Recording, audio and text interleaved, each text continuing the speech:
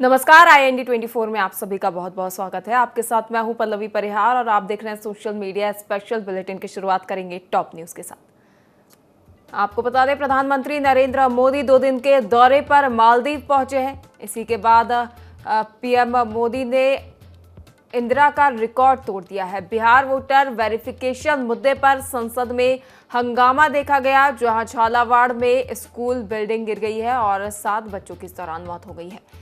वहीं ALLU, AITT समेत 25 OTT platform ban कर दिए गए हैं। मुंबई में बारिश का रेड अलर्ट जारी किया गया है। सड़कों पर पानी भर गया है और वॉर 2 का ट्रेलर भी रिलीज हो गया है।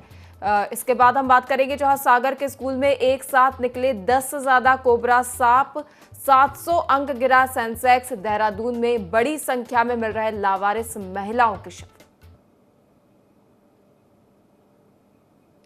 चलिए बढ़ेंगे अगली खबर की ओर, जहां प्रधानमंत्री नरेंद्र मोदी 2 दिन के दौरे पर मालदीव पहुंच गए हैं।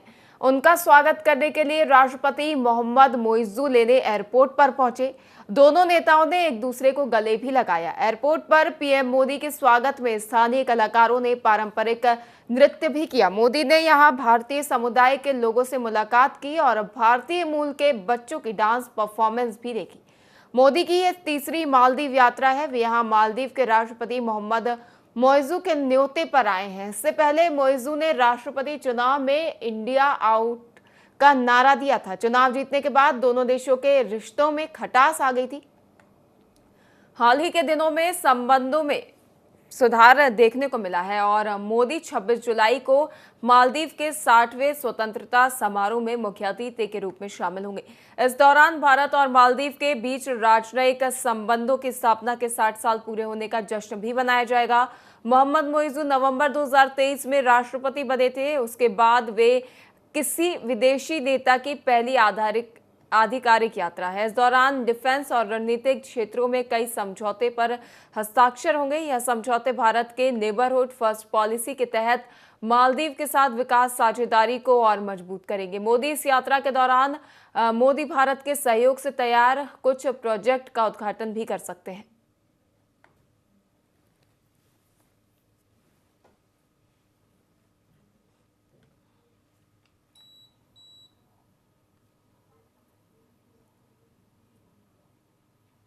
प्रधानमंत्री नरेंद्र मोदी अब भारत के लगातार सबसे लंबे समय तक प्रधानमंत्री रहने वाले दूसरे पीएम बन गए हैं।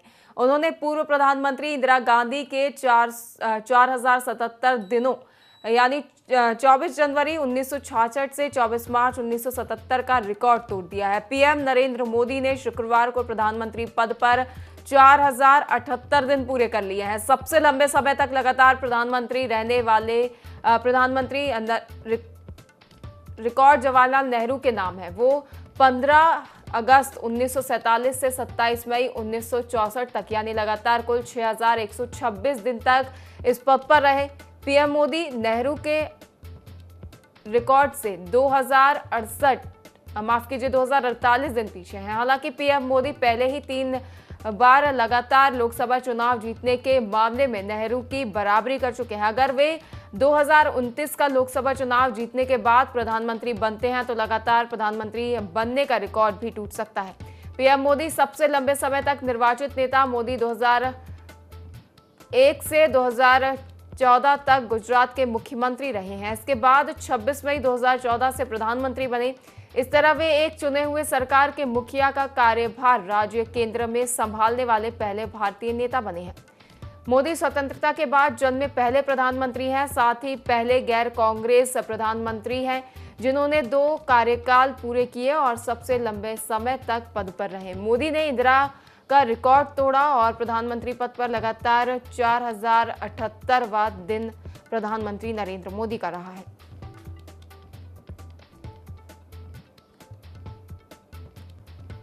आपको बता दें, प्रधानमंत्री नरेंद्र मोदी भारत के लगातार सबसे लंबे समय तक प्रधानमंत्री रहने वाले दूसरे पीएम बन गए हैं। उन्होंने पूर्व प्रधानमंत्री इंदिरा गांधी के 4077 दिनों का रिकॉर्ड तोड़ दिया है। पीएम मोदी ने शुक्रवार को प्रधानमंत्री पद पर 4078 दिन पूरे कर लिए हैं। सबसे लंबे समय तक लगातार प्रधानमंत्री रहने का रिकॉर्ड जवाहरलाल नेहरू के नाम है। वे 15 अगस्त 1947 से 27 मई 1964 तक यानी लगातार कुल 6126 दिन तक इस पद पर रहे हैं।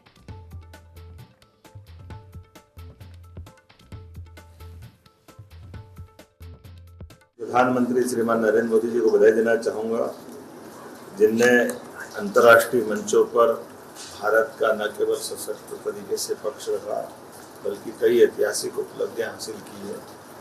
यशस्वी प्रधानमंत्री भारत के एकमात्र ऐसे प्रधानमंत्री हैं आज़ादी के बाद जिनको देश के लोगों ने अपने सर्वोच्च पद से सर्वाधिक सम्मानित करके अपने आप को गौरवान्वित करते हुए देश और दुनिया के सामने भारत का मान सम्मान बढ़ाने का अवसर दिया। आज एक और रिकॉर्ड माननीय प्रधानमंत्री जी के साथ जुड़ा है।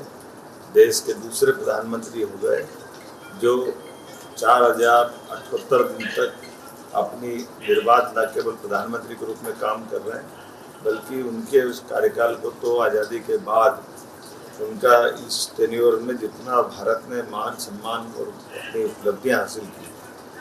भारत आज़ादी के समय 15वें नंबर की आर्थिक व्यवस्था दुनिया के अंदर था और जब प्रधानमंत्री ने अपना दायित्व संभाला तो 10वें 11वें नंबर की अर्थव्यवस्था में भारत की गिनती थी। प्रधानमंत्री जी ने एक नहीं कितने प्रकार से मान सम्मान बढ़ाया है। आज तो मैं 4078 दिन पूरा करने की उनको बधाई देता हूँ और उम्मीद करता हूँ कि वो इसके बाद का रिकॉर्ड भी तोड़ेंगे और 2029 में फिर एक बार सरकार बनाएंगे। आइए हम सब उनके दीर्घायु की कामना करें, उनके माध्यम से भारत के सुशासन की कामना करें। मेरी अपनी ओर से।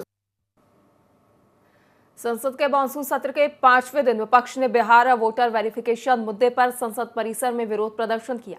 विपक्षी सांसदों ने गांधी प्रतिमा से लेकर मकर द्वार तक पैदल मार्च निकाला। इसमें राहुल गांधी, प्रियंका गांधी और मल्लिकार्जुन खड़गे भी शामिल हुए। मकर द्वार पर पहुंचने पर राहुल, प्रियंका सहित विपक्ष के सांसदों ने स्पेशल इंटेंसिव रिवीजन लिखे, पोस्टर फाड़े, उन्हें प्रतीकात्मक डस्टबिन में डाला। साथ ही मोदी सरकार हाय हाय के नारे लगाए गए। लोकसभा में भी विपक्ष की जमकर नारेबाजी देखने को मिली। सदन में करीब 20 मिनट ही कार्यवाही चल पाई। स्पीकर ओम बिरला ने सर्वदलीय बैठक बुलाई। 28 जुलाई से सदन सुचारू रूप से चलने पर सहमति बन गई है। इसी दिन ऑपरेशन सिंदूर पर चर्चा भी होगी। राज्यसभा के नेता मल्लिकार्जुन खड़गे ने कहा कि वे गरीबों को उनके मतदान के अधिकार से वंचित करना चाहते हैं और केवल एलिट क्लास को वोट देना चाहते हैं और वे संविधान का पालन नहीं कर रहे हैं। एसआईआर के खिलाफ हमारी लड़ाई लगातार जारी रहेगी। संसद गेट पर राहुल, प्रियंका ने एसआईआर लिखे पोस्टर फाड़े हैं और इस दौरान विपक्ष का जमकर हंगामा भी देखने को मिला है।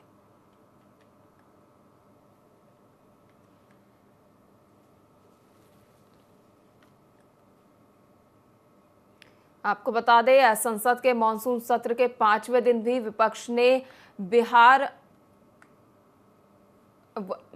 वोटर वेरिफिकेशन मुद्दे पर संसद परिसर में विरोध प्रदर्शन किया, जहां विपक्षी सांसदों ने गांधी प्रतिमा को लेकर मकर द्वार तक पैदल मार्च भी निकाला और इसमें राहुल गांधी, प्रियंका गांधी और मल्लिकार्जुन खड़गे शामिल थे।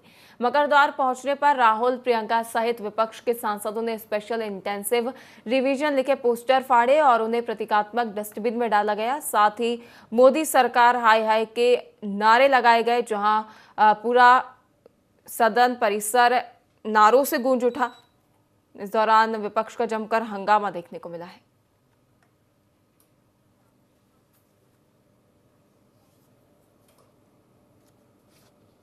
राजस्थान के झालावाड़ में सरकारी स्कूल के बिल्डिंग का हिस्सा गिरने से 7 बच्चों की मौत हो गई है, वहीं 9 गंभीर रूप से घायल हैं।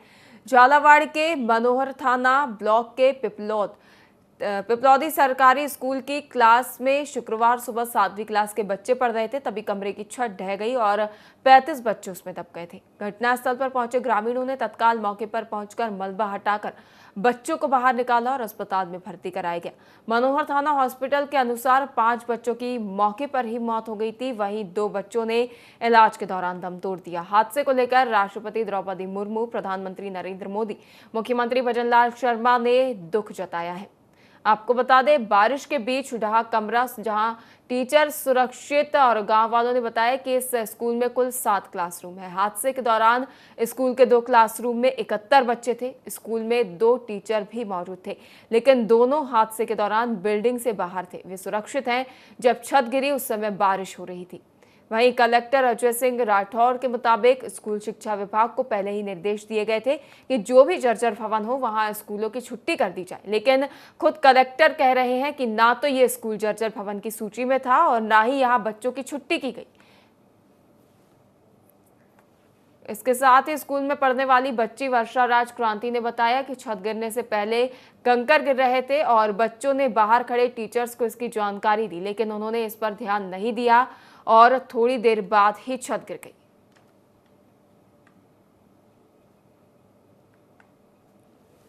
आपको बता दें, भारी बारिश के चलते लगातार जर्जर भवनों के धराशायी होने की खबर सामने आ रही है। ऐसा ही मामला राजस्थान के झालावाड़ से सामने आया है, जहां पर एक स्कूल की छत गिर गई, जिसमें 7 मासूम बच्चों की मौत हो गई है।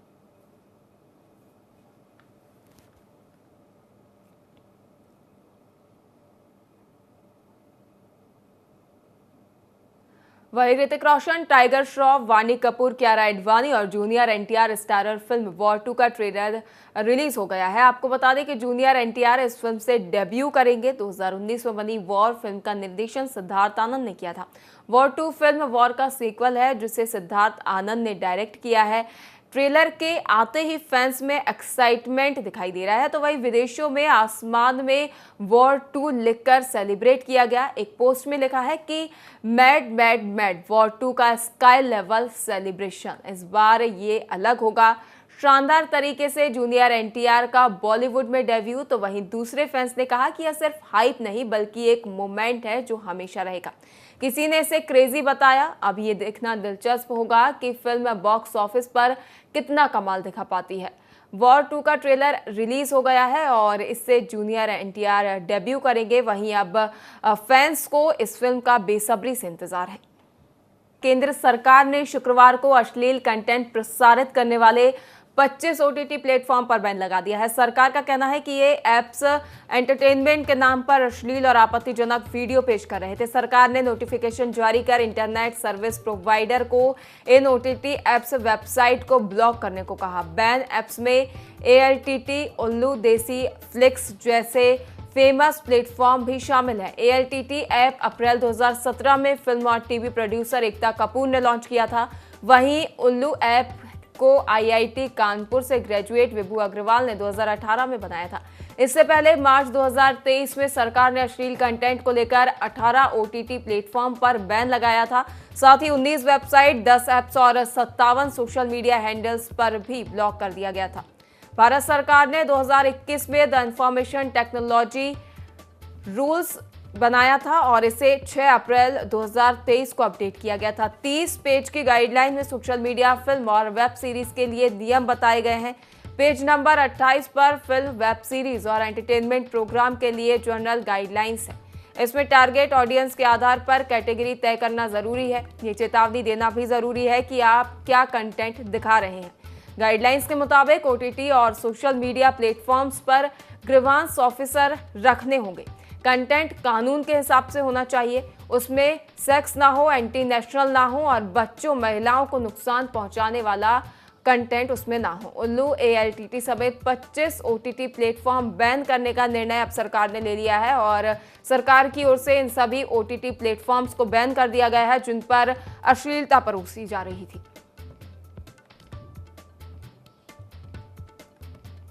आपको बता दें, केंद्र सरकार की ओर से ये फैसला लिया गया है, जहां केंद्र सरकार ने शुक्रवार को अश्लील कंटेंट प्रसारित करने वाले 25 OTT प्लेटफॉर्म पर बैन लगा दिया है। सरकार का कहना है कि ये ऐप्स एंटरटेनमेंट के नाम पर अश्लील और आपत्तिजनक वीडियो पेश कर रहे थे।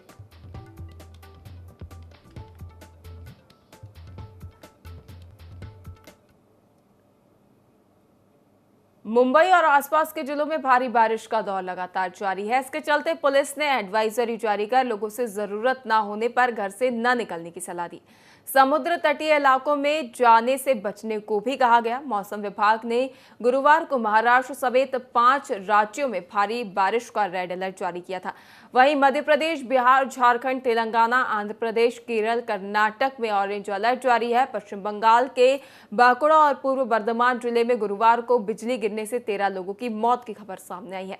वहीं ओडिशा पुलिस ने गंधमर्दन पहाड़ियों पर फंसे 17 पर्यटकों का रेस्क्यू किया है। हिमाचल प्रदेश के मंडी में सड़क धंसने से एक बस हादसे का शिकार हो गई है। इसमें 7 लोगों की मौत भी हो गई है।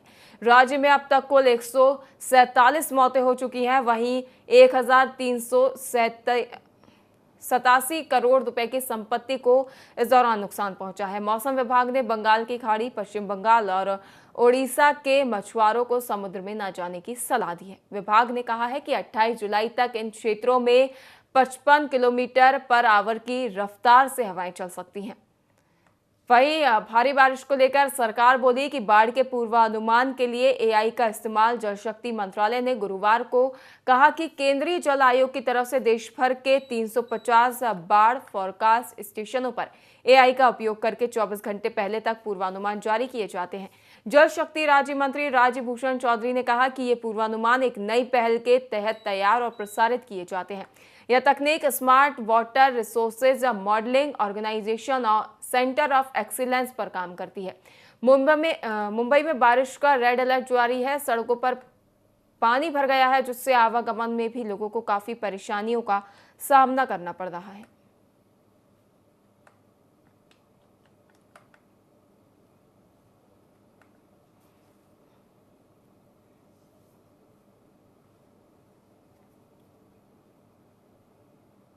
वही खबर सागर से सामने आ रही है, जहां स्कूल में कोबरा सांप निकले हैं। 10 दिनों में निकले हैं 10 से ज्यादा कोबरा सांप। देवरी कला कन्या स्कूल का मामला बताया जा रहा है, जहां शिक्षक छात्राओं में दहशत का माहौल है। कई छात्राओं ने कक्ष में बैठना बंद कर दिया है। स्कूल प्रबंधन ने एसडीएम बीईओ को लिखा है पत्र। आपको बता दें कि सागर से ये खबर सामने आ रही है, जहां भारी बारिश के चलते अब स्कूल में कीड़े मकोड़े निकलने का सिलसिला लगातार शुरू हो गया है। स्कूल में कोबरा सांप निकलने की खबर सामने आई है, जहां लगातार 10 दिनों से कोबरा सांप स्कूल में निकल रहे हैं। 10 दिनों में 10 से ज्यादा कोबरा सांप स्कूल में निकल गए हैं, जिससे छात्राओं और शिक्षकों में डर का माहौल व्याप्त है। देवरी कला कन्या स्कूल का मामला बताया जा रहा है। शिक्षकों और छात्राओं में दहशत का माहौल है, जिसके चलते कई छात्राओं में कक्ष में बैठना भी बंद कर दिया है। वहीं इसको लेकर स्कूल प्रबंधन ने एसडीएम बीईओ को भी पत्र लिखा है और इसको लेकर त्वरित समाधान की मांग की जा रही है।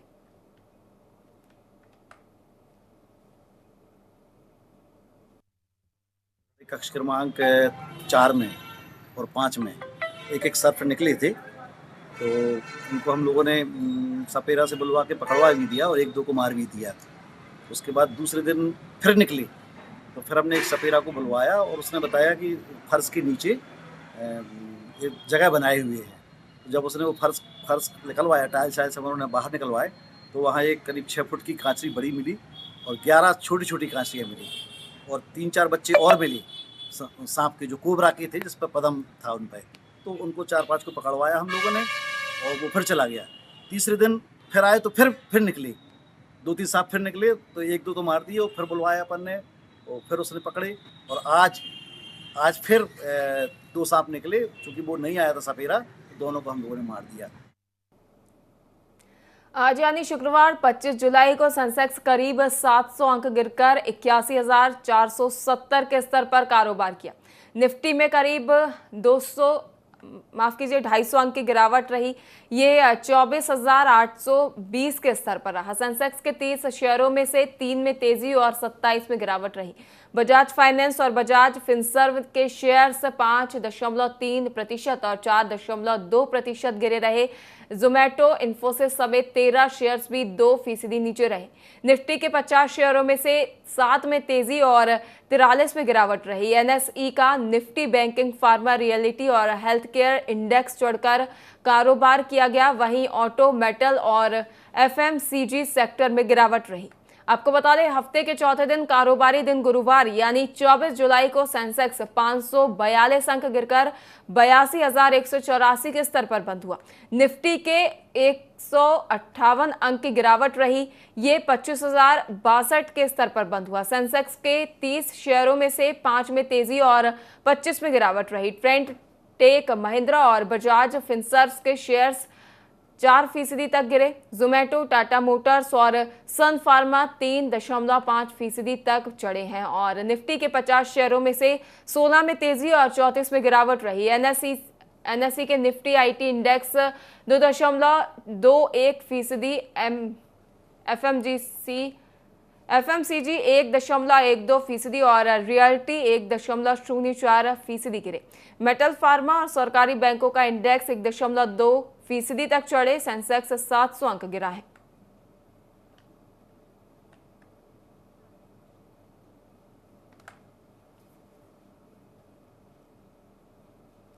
मुख्यमंत्री पुष्कर सिंह धामी ने भारामल दर्शन के पश्चात खटीमा पर भुट्टे की ठेली के पास रुककर वहां उपस्थित जनता से संवाद किया। वहीं एक वृद्ध महिला को स्वयं भूनकर भुट्टा दिया। सीएम ने कहा कि स्थलीय लघु व्यापारी हमारी अर्थव्यवस्था की नींव है। उनके श्रम में आत्मनिर्भर उत्तराखंड का सपना छिपा हुआ है। हर हाथ के काम का सम्मान करना हमारा नैतिक दायित्व है। समाज तभी सशक्त होगा जब उसकी जड़ें मजबूत होगी। आइए मिलकर हर प्रयास को मूल्य दें और हर श्रम को सम्मान दें।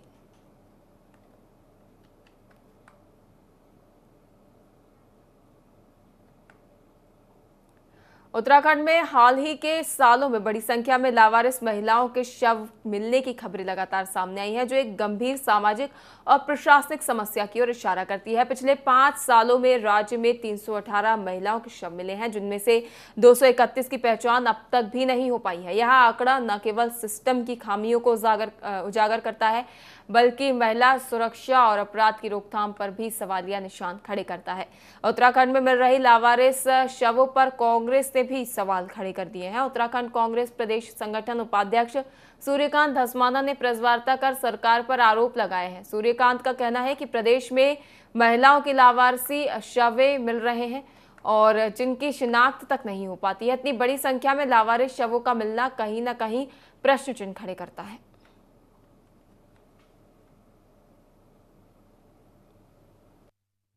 संख्या में, सैकड़ों की संख्या में लावारिस लाशें जो प्रदेश में महिलाओं की मिली है एक साल में, उनमें ये बड़े आश्चर्य की बात है, शिनाख्त ही नहीं हुई।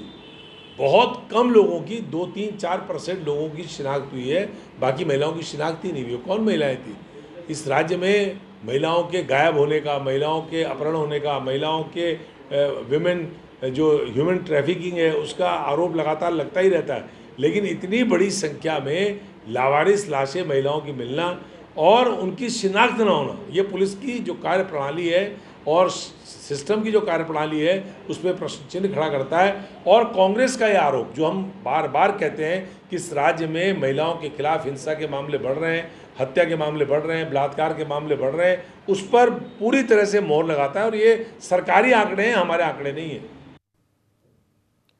हरिद्वार में कांवड़ मेला महिला स्वयं सहायता समूह के लिए फायदे का सौदा साबित हुआ। कांवड़ मेले में 18 स्वयं सहायता समूहों ने 59 स्टॉल लगाए थे, जिनमें महिलाओं के उत्पादों की खूब बिक्री हुई है।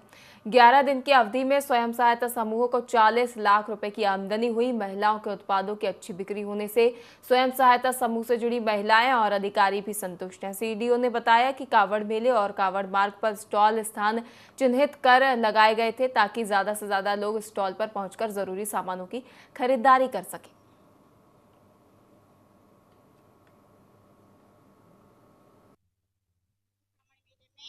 15 दिन का स्टॉल लगाया है, जिसमें हमने अच्छे खासे पैसे कमाए हैं और अपनी आमदनी का स्रोत भी बढ़ाया है। और हमें जो हमारे उच्च अधिकारी हैं उनका भी हमें बहुत सपोर्ट मिला है। उन्होंने भी हमें स्टॉल लगाने के लिए पैसे दिए हैं, जिससे हमने अपनी आमदनी बढ़ाई है। पूरे कावड़ रूट में जो हमारी स्वयं सहायता समूह है, हमारी CLF है, उनके द्वारा 59 टोटल स्टॉल्स लगाए गए थे।